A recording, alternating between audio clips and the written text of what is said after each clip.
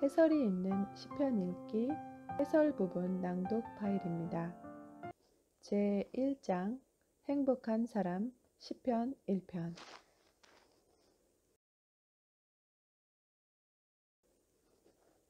복 있는 사람은 악인들의 꾀를 따르지 아니하며 죄인의 길에 서지 아니하며 오만한 자들의 자리에 앉지 아니하고. 1절 말씀.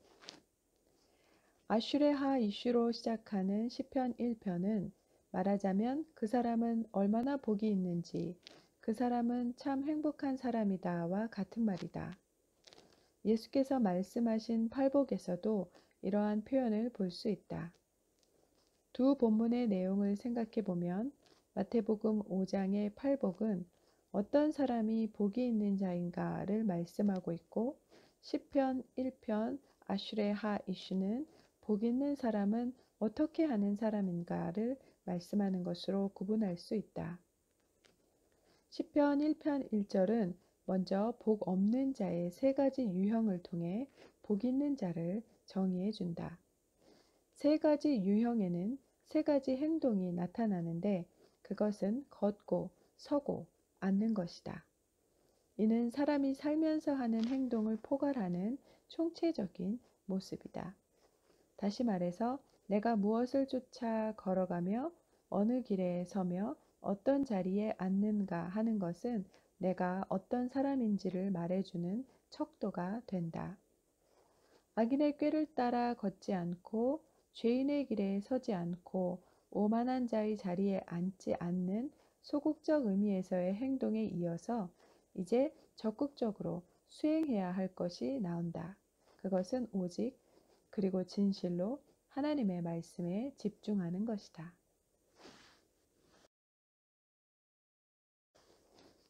오직 여호와의 율법을 즐거워하여 그의 율법을 주야로 묵상하는도다. 2절 말씀.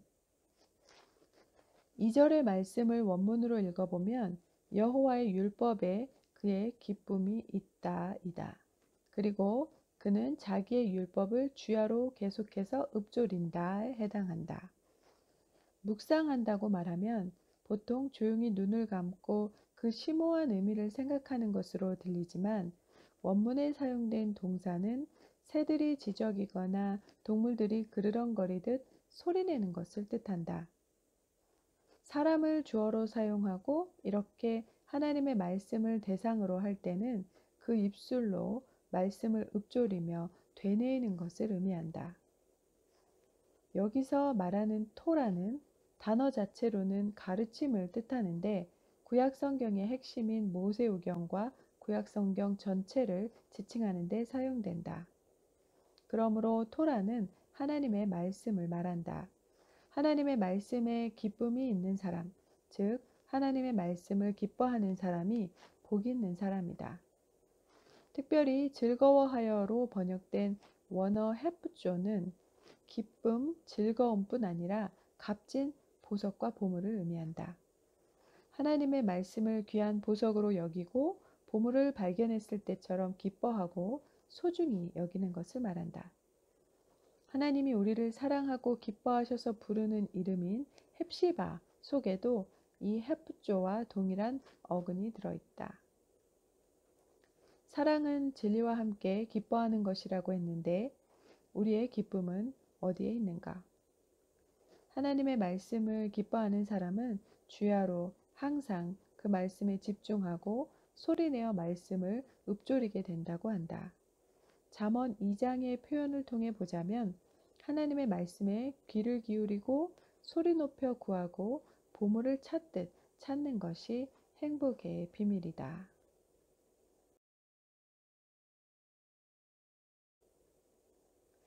그는 시냇가에 심은 나무가 철을 따라 열매를 맺으며 그 잎사귀가 마르지 아니함 같으니 그가 하는 모든 일이 다 형통하리로다.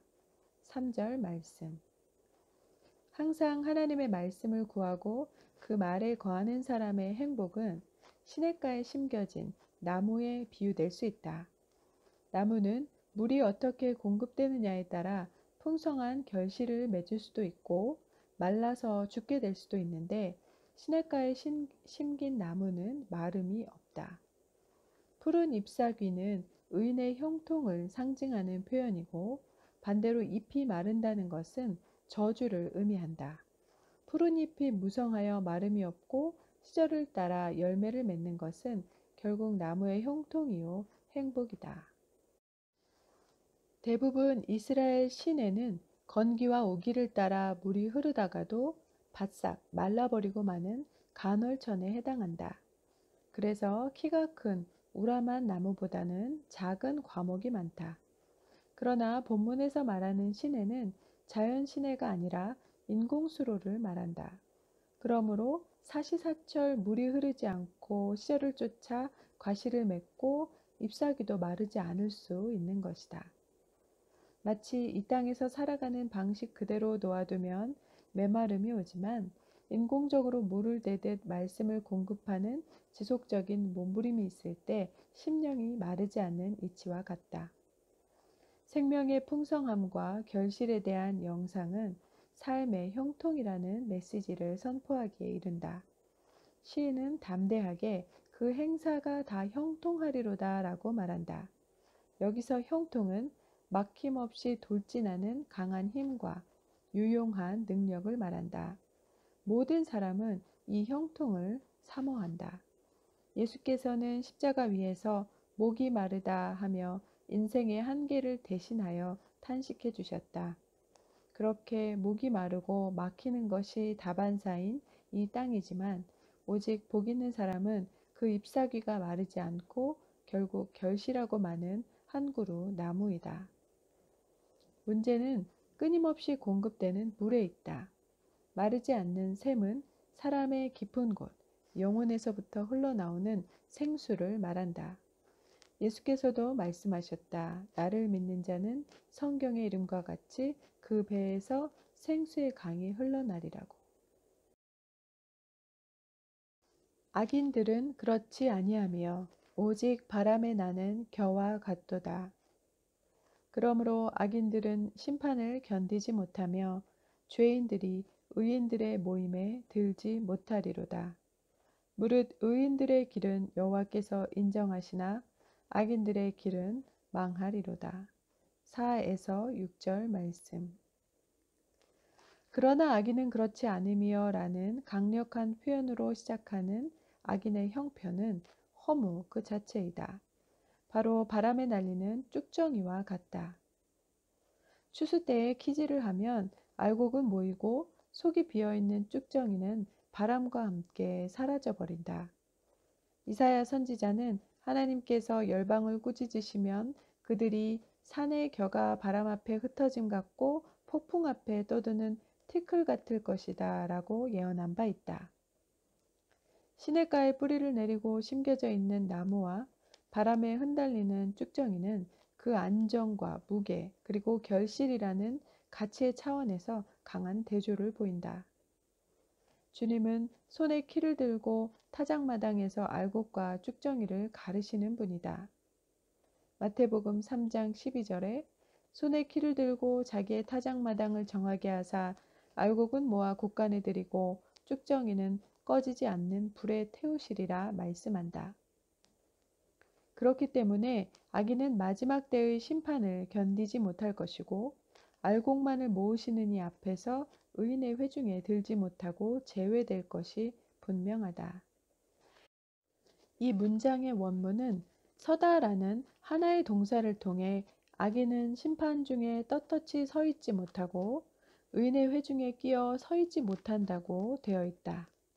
왜냐하면 그는 1절에서 언급한 대로 죄인의 길에 선 사람이기 때문이다.